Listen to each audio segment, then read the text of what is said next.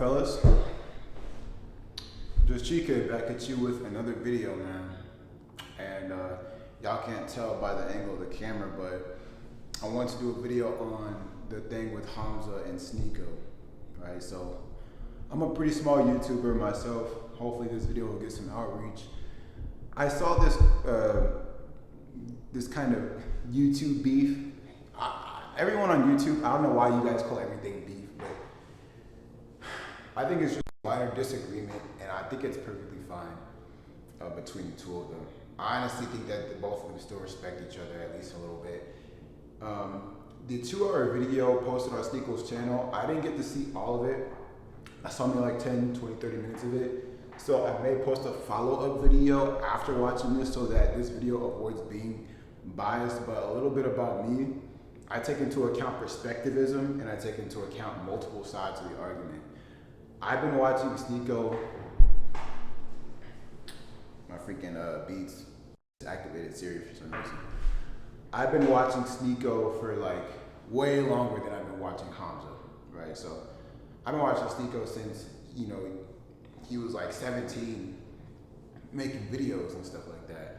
I really like Sneako's videos and whatnot. I think he's very intellectual, very controversial in terms of his opinions, and really good at staking his claim. And the reason I like Sneako so much is because when he believes in something and he has an opinion, he doesn't fold for nobody, right? So, and that's why I respect him more so as a man. Hamza, the reason why I like him so much is because he's really big on self-help and improvement. I can tell he genuinely cares about his audience, and that he fundamentally sees an issue with masculinity nowadays, which there is, and that he's actually put in the work to improve that. And he actually puts in work every day, and he lives an abundant lifestyle. And I think both of them are honestly like one of the coolest people that I've ever seen on YouTube, among Steph's Code and all them. I'm not like a red pills, like, you know, you tell YouTuber. I'm not like one of those guys. Even with self-help, I'm still helping myself personally. I still have flaws personally, you know. I made a video about nofap and everything. I still have an issue with that. I relapse too. You know, I was gonna drop a video on social media, but I still have an issue with that, so I probably won't drop that anytime soon. But I do know the nuances of fitness. I do know the nuances of psychological topics, and I think that my opinion and my perspective is very beneficial, especially with this. Now, I first saw the Hamza versus Sneako thing about a week ago, and initially I thought, I'm not really gonna make a video on this, like, whatever, you know, like, I think it's just another YouTube beef. It's gonna die out maybe in like a month or so, a couple weeks. It's fine, it's cool. And then my homie hit me up, and I called him, and he watches Sneako, and he doesn't know about Hamza. So, you know, he was just talking to me about what he thought about the situation. I gave him my thoughts. He gave me his thoughts. Respect each other on it. Whether I'm pro Hamza or pro Sneako, listen, dude, I'm not taking a side in this. Obviously, I would say I lean a little bit more towards Hamza's side because I am on a self-help journey myself. I am trying to improve myself, and I see the utility in that. Sneako, on the other hand, I do love his opinions and what he thinks and the way he thinks. So, you know, I'm kind of torn between the two, but at the same time, I kind of see the deeper underlying nuances of it. Maybe I'll have more information when I continue to watch more Sneako's videos, but let's just get into the topic. No, I'm just playing. You know how he'd be like, you know how I'm talking about? No, I'm just kidding, guys. I'm just messing with y'all. But anyway, you know, I got my notes here because it's a lot to talk about, because I see a lot of points being made, but to really kick it off, Hamza, Sneako, I got points on why I don't agree with Hamza, why I don't agree with Sneako, and it all ends with perspectivism, right? Shout out to Attack on Titan. But anyway, guys, so with Hamza, his main point in criticizing Sneako in his video, Hamza versus Don't Be Like Sneako, was he fell off of his work. The quality of his work and his content creation and what he was doing actually declined. He used to box, he used to go do weights and stuff like that. He used to have more audience retention rates. his YouTube has declined, everything is just kind of like declined according to the statistics of what Hamza provided. Have I done the research myself? No, so maybe I'm BSing, but I'm just speaking of perspective right here. His issue was you fell off with your work to Sneako. And that I don't think you should be like Sneako, but because Sneako is falling off with his work and he's declining and he's not improving. In fact, he's regressing, and you should always improve, right? Why? He made a point. He used to have crazy edits. He used to be really insightful. He was like a modern day philosopher nowadays. And, he still kind of is. But now his stuff is mainly with him, having this girl cucked and, just YouTube beef and blah, blah, blah, blah, blah. Whatever, cool. That was his main point. And I agree with that because obviously if you care about something, you should seek to improve it. But that's the point. Reason why I would agree with Sneako and why he'll retort that is because Sneako is saying maybe you shouldn't care that much and maybe it should just be about enjoying yourself. It's about maybe just enjoy yourself and have fun with what you do, right? Let me just on this side. Maybe you should enjoy yourself and really just have fun with what you're doing in life. Maybe it doesn't need to be that serious. Why should you care that much? Why should you put your whole life into something and get to this point where you can't live without it and it becomes like an idol to you? Just have fun with it. YouTube used to be fun. YouTube used to be about cracking jokes, Filthy Frank, Leafy, all these people that were on YouTube, Smosh, all these people that were on YouTube. It's not about fun anymore. It's more like grind set mindset and T to the metal. And I gotta say, I agree with that 100%. You shouldn't be out here like you're Batman, like you're Bruce Wayne, constantly grinding, putting your teeth to the metal and popping blood vessels every day. Like, you should enjoy yourself. You're not a robot. And I gotta 100% agree with that. You should always want to have fun. And you guys should take this argument into account too with your personal life. You should have an appetite for fun, novelty, and enjoyment, and have your own personality and have your own hobbies and what you love to do. I'm not always going to the gym. I'm not always working out. I'm not always studying. I find fun in creating YouTube content, going shopping, buying gold, buying jewelry, hanging out with friends, maybe talking to a girl, whatever. But that's just my point. He wants to have fun with this platform. He can do what he wants with this platform. He can do whatever he wants to do. And if he's doing that, that's fine. But his quality went down. And this is where Hamza may retort this. And this is where you have to find deeper, because intention is everything. And you have to dive into the subconscious to really get the full message of what it is your behaviors are exhibiting. Maybe him not caring is a form of defense against hard work. In other words, people think, you hear this retort of, I don't need to work hard because I'm above that. I don't need to work hard because I'm already on another level. And I think this is stupid, and I think this may be true, but mostly I think this is stupid for one reason. You say you don't need to work hard because you feel like you're on another level, but feeling like you're on another level can be the same as, I don't really care about my goals. Because when someone is saying, I feel like I'm on another level, or I'm on another level, they're really saying, I feel like I'm on another level. And if you're really saying that, that really could just be a form of you actually exhibiting the fact that you don't really care about those goals and that you're just tired and mundane of it. It's like the Solomon of Ecclesiastes effect. Everything is meaningless. I have the wisdom of God. What's the point? I see no point in this. What's the point in being buff? What's the point in being strong? What's the point of having money? I'm on another level. And that's fine. The world's gonna end one day regardless. Maybe soon, maybe within a year, maybe in 100 years.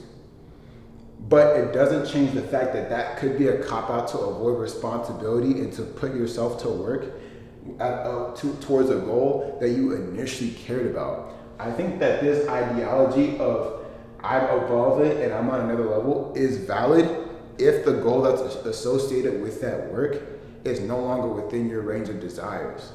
But if you still desire that goal and you still care about that goal, to sit there and say, I'm on another level, I don't care, I think that's just pride and ego, and I think that's just a pathetic cop-out to avoid responsibility. And that's my next point.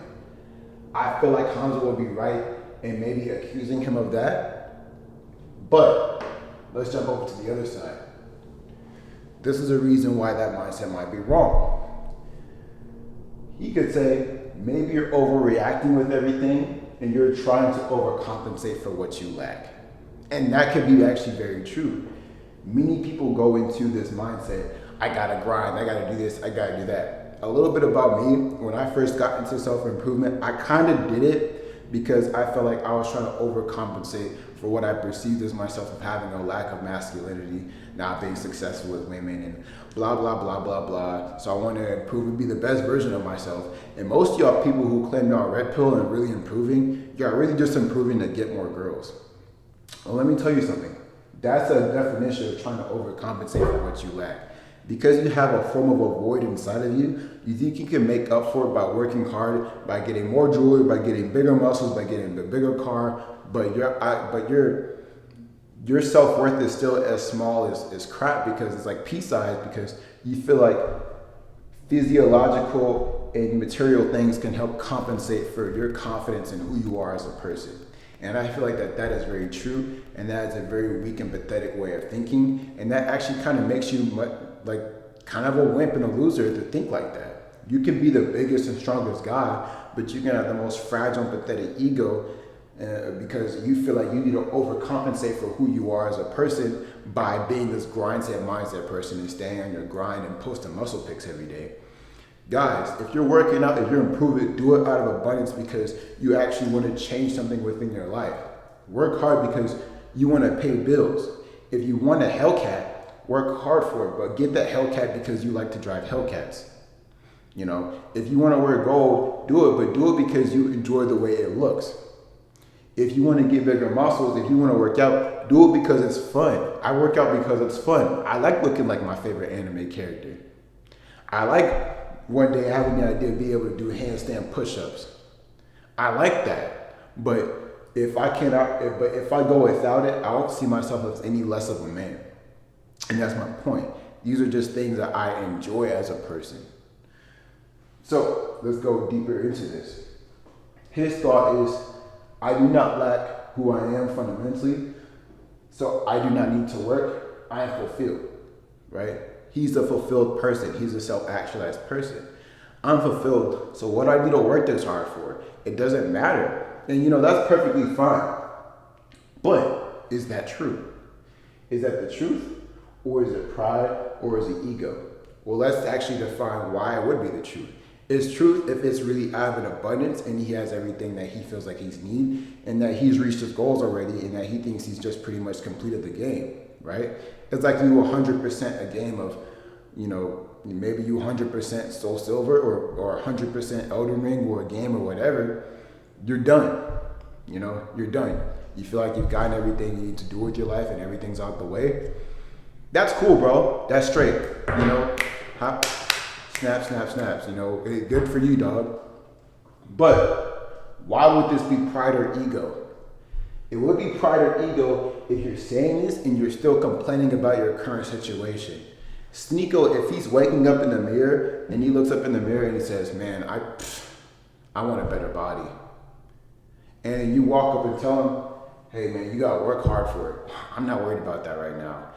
I call cap. I'd say that's pride or ego because you're sitting up here telling yourself you want to change something, you want to change in your life, and you're not working for it. But when someone addresses you on it, because you want to look superior in front of them and defend yourself and look wholesome and project that image of you being a self-actualized, fulfilled being, you lie to them in their face and tell them that you're okay with you not reaching a goal that you earlier subconsciously expressed is within your range of desires. And that's very, very egotistical, and that's borderline narcissistic. And that's why that would be pride or ego. It would be true if you look at your current situation and you're like, I'm cool. I'm cool with this. If that's you, bro, hats off to you, dog. Like, whatever. You're not the Messiah or anything, but hats off to you, bro. I envy that. That's cool. Me personally, am I content? No. I want passive income. I want to have my own place. I want to at least be making 60 or 70K a year. That's just me. That's just me personally, bro. That's me personally. But yeah, that's why I would be pride or ego. And my other thing is, I wrote 5 wise versions down here, is because if you want something, if you want a goal, you should be doing at least a little something within your day to go towards that goal. For example, I'm making a YouTube channel. Why? Because one day I want a couple thousand subscribers. So I'm gonna post. I'm gonna post at least 3 times a week, maybe daily if I can. But that's just what I'm going to do because I care about that goal. Like if you want a better physique, maybe you're not worried about it right now. That's fine. But if you do want a better physique in the future, why not prepare for it now instead of waiting till later to actually do it? That's very stupid. Because you can shorten that journey and you can shorten the length of that journey to getting that better physique if you just start now. You don't have to have a great physique to be a man. I'm not saying that. Have a good physique if you want to have it. But if you do want to have it eventually, you should prepare for it. For those of you who aren't familiar with the parable of the 5 wise virgins in the Bible, it's basically about people who had to wait for a bridegroom to come, and because they didn't prepare their oil in time, they weren't able to enter into the wedding banquet. It's the same thing. If you don't prepare now, you won't be ready later. Always have that mindset when you have a goal in mind. I'll always have that mindset too, because me personally, I'm not perfect. But let's get to the next retort. Oh yeah, that's pretty much the end of that retort. But what does this all mean? Could Hamza just be someone who's overcompensating? Is it overcompensation? Is he working hard because he's trying to overcompensate for what he lacks? Or is he enlightened? Is he enlightened? So what does it mean by, why would I say that? Maybe you found peace with being a constantly self-improving being. But the issue with constant self-improvement is the fact that there will never be an end. Who's the most powerful man off the top of my head? Jeff Bezos, Elon Musk. Are they done improving? No, but are they the best? Yes, they're like ranked top 5 in the world in terms of wealth. But they don't stop. It's like that self-improvement, it never ends. And that's why I think it's good to always have a cap and just find a spot where you'd be happy with. But at the same time, if you want to be a constantly improving person, that's fine, because it could just be out of fear. Fear of what? You're afraid of lacking. You have a void, you're afraid. But that fear could be good, or it could be bad. It could be bad because that shows a lack of confidence in yourself, and you're overcompensating, and that's a scarcity mindset. But it could be good because fear has served human beings a great deal of fortune for 6,000 years since the time of Adam. Why? It's because fear is what helps us grow. Because you're afraid of being poor, because you're afraid of poverty, because you're afraid of being hunted, because you're afraid of your wife and kids being taken by villagers, you become stronger and stronger. That fear of disease, that fear of poverty, that fear of lacking something has allowed us to have infrastructure that people thousands of years ago could never imagine. Fear built the society that we live in. Fear actually made human beings as powerful as we are today. But that same fear can actually cause us to get too powerful and snowball into our own destruction. But that's a different video. But that's my point. There's a reason why that overcompensation could be good or bad. But then again, with Sneako, is this just pride or ego, or is it true contentment and truth? Is it pride or ego? Why? You become narcissistic and you don't improve, you become stagnant and nothing changes with your life and no one can tell you anything. That's a really terrible way to be, and I don't really think I need to go into depth on why that's really like a horrible mindset to have. Or is he truly just okay? Dude, in terms of who has more subscribers and success with YouTube, Sneako obviously has more subscribers and success with YouTube than Hamza does. Hamza, last time I checked, he's around 400K. Sneako is at $1 million. He has a reason to be content. He has a reason to be content. So that's just my breakdown with Hamza versus Sneako. And that's the issue with perspectivism and beef. We need to learn how to start accepting perspectivism. Perspectivism, for those of you guys who don't know, it's a philosophy that one side will always believe that they're innately good and the other side will believe that they're innately good. For example, in war, that side is going to believe that they're the good guys. The opposing side is going to believe that they're the good guy. That's why I always encourage, bro, this beef and all that stuff, stop trying to argue and change people's minds. Especially with this red pill and female nature community, stop trying to debate and beef with girls on how to be a traditional women and stuff like that. Because perspectivism will always cause people to believe that they're right. That's for me personally. I don't argue, I just accept people's ways and polarize the people that I want in my life. If people have a certain way that they are, you can give the message to them, but if they don't want to change their mind, stop caring, because perspectivism is always going to get in the way. Anyway, that was my video on Hamza versus Sneako.